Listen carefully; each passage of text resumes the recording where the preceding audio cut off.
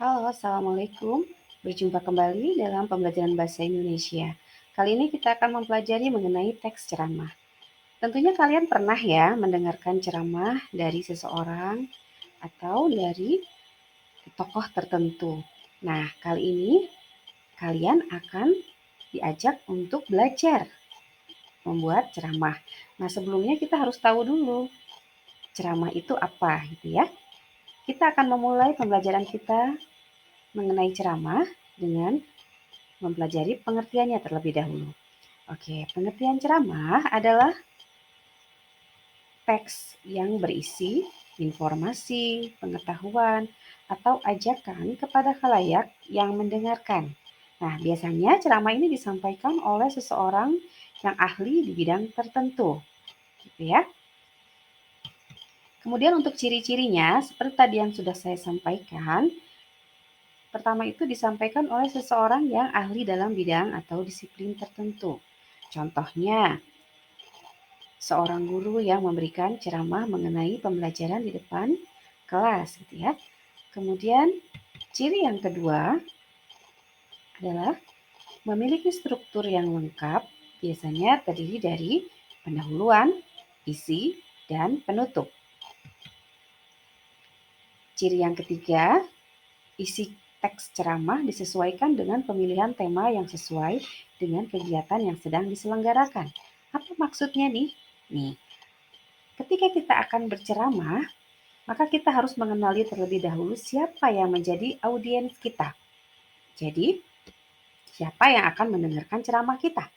Maka kita harus menyesuaikan isi ceramah kita itu dengan kegiatan dan audiens yang sedang dilaksanakan atau diselenggarakan gitu ya, dengan kegiatan yang sedang diselenggarakan. Contohnya, ketika kalian berceramah di depan orang-orang dewasa misalnya yang usianya sudah ibu-ibu atau bapak-bapak, kemudian orang terpelajar di situ. Nah, maka bahasa dan tema yang kalian harus pilih dalam ceramah kalian juga harus menyesuaikan di situ ya. Kemudian berikutnya adalah, nah ini tadi, bahasa yang digunakan dalam teks ceramah adalah bahasa yang mudah dipahami dan sopan. Nah, tentunya ketika kita akan berceramah, kita harus memikirkan terlebih dahulu, memilih kata, memilih kalimat yang tepat yang bisa kita sampaikan kepada halayak ya, agar bahasa kita mudah dipahami oleh orang lain. Nah, berikutnya adalah ceramah itu berisi informasi yang bertujuan untuk memberi nasihat, ajakan, menghibur, dan bisa diterapkan dalam kehidupan sehari-hari. Intinya, sebuah ceramah itu isinya harus ada informasinya gitu ya. Dan informasi itu tentunya bertujuan untuk itu tadi, memberi nasihat, bisa pula mengajak kepada kebaikan, atau menghibur juga bisa. Dan informasi atau nasihat tadi bisa kita terapkan dalam kehidupan sehari-hari. Sekarang kita ke tujuan. Tujuan yang pertama dalam ceramah adalah tujuan informatif, yang bersifat informatif maksudnya di sini ya. Yaitu memberikan informasi kepada para pendengar agar mengenal suatu hal dan mampu memahami pesan yang ingin disampaikan. Nah, tentunya ketika kita berceramah ada sesuatu yang ingin kita sampaikan di situ. Contoh misalnya mengenai pentingnya membaca di kalangan pelajar misalnya. Nah, informasi ini tentunya menjadi sesuatu yang penting yang harus kita sampaikan atau kita berikan kepada audiens di situ. Maka ceramah di sini tujuannya adalah informatif. Berikutnya adalah persuasif, yaitu mengajak para pendengar untuk mengikuti apa yang telah disampaikan atau dianjurkan dalam ceramah. Gitu ya. Jadi kita di sini harus memasukkan unsur-unsur yang istilahnya mengajak atau membujuk para pendengar agar mau mengikuti apa yang kita sampaikan atau kita anjurkan dalam ceramah kita gitu ya. Tujuan berikutnya adalah tujuan argumentatif. Maksudnya di sini adalah menyampaikan sebuah topik yang bisa dipahami para pendengar mengenai suatu hal dengan cara menyampaikan argumen dan contoh yang bisa dipahami. Jadi kita juga bisa memberikan pendapat-pendapat yang tentunya harus disertai dengan contoh ya berupa fakta yang dapat memperkuat argumen kita sehingga membuat audiens itu menjadi yakin dengan argumen kita. Berikutnya adalah tujuan yang bersifat rekreatif. Nah, ceramah yang satu ini memiliki tujuan untuk menghibur atau membuat gembira para pendengar ya agar merasa puas dan bahagia. Nah, pasti kalian pernah ya mendengarkan ceramah-ceramah yang membuat kalian merasa terhibur sampai kemudian tidak terasa waktu dalam berceramah walaupun waktunya itu lama sekali, tapi ketika kalian mendengarkannya terhibur, maka kalian tidak akan terasa dengan lamanya waktu di situ ya. Kemudian yang terakhir ada tujuan naratif, yaitu sebuah ceramah yang punya tujuan untuk menceritakan suatu hal kepada pendengar. Berikutnya kita akan mempelajari mengenai strukturnya. Oke, struktur pembangun dalam sebuah ceramah. Perhatikan nih, yang pertama adalah salam pembuka yang digunakan untuk menyapa audiens atau khalayak. Penceramah yang baik harus dapat menarik perhatian pendengarnya. Nah, tidak asal salam saja, kita juga harus memberikan tekanan dalam salam kita, kemudian memperhatikan juga audiens kita. Misalnya kalau audiens kita terdiri dari beberapa agama yang berbeda gitu ya, misalnya kita tidak hanya mengucapkan salam dalam agama tertentu, misalnya kita tidak hanya mengucapkan assalamualaikum saja, tapi kita juga bisa menyampaikan salam dalam bentuk salam sejahtera misalnya yang secara umum ya, yang lebih umum di situ. Kemudian selamat pagi juga bisa ya, selamat pagi, selamat siang, dan sebagainya. Nah, setelah itu, setelah memberikan salam pembuka, dan biasanya dalam salam pembuka itu juga kita memasukkan unsur topik gitu ya, menyampaikan sedikit topik mengenai apa yang akan kita sampaikan dalam ceramah kita. Baru kemudian kita masuk ke isi atau tesis ya, atau kita sebut juga dengan tesis, yaitu rangkaian argumen, pendapat, disertai dengan fakta-fakta yang menjelaskan isu tertentu. Nah, di sini kita sampaikan argumen-argumen kita mengenai atau pandangan-pandangan kita mengenai suatu masalah di situ ya. Baru kemudian terakhir adalah penutup, yaitu berupa penegasan kembali atas pernyataan-pernyataan sebelumnya. Bisa juga kesimpulan dan saran jika ada ya. Nah, setelah itu kita bisa menyampaikan terima kasih, kemudian ditutup dengan salam penutup gitu ya. Sama halnya dengan salam pembuka, cuman bedanya di sini salam penutup bertujuan untuk mengakhiri pembicaraan ya. Lanjut, kita ke kaidah kebahasaan sekarang. Yang pertama adalah menggunakan kata sapaan. Tadi ada ya muncul dalam salam pembuka dan salam penutup ya. Ada misalnya selamat pagi, siang, selamat sore, selamat malam, dan sebagainya. Gitu ya. Kemudian yang kedua adalah menggunakan atau memakai kata ganti orang pertama tunggal dan kata ganti orang kedua jamak sebagai sapaan.